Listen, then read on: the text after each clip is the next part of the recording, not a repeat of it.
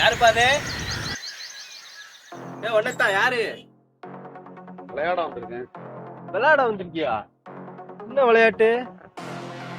என்ன விளையாட்டு? விளையாட வந்திருக்கேன். விளையாடலாம் வரக்கூடாது. எந்த ஏரியா? உங்க ஏரியாக்காரங்க இங்க வரக்கூடாது தெரியல.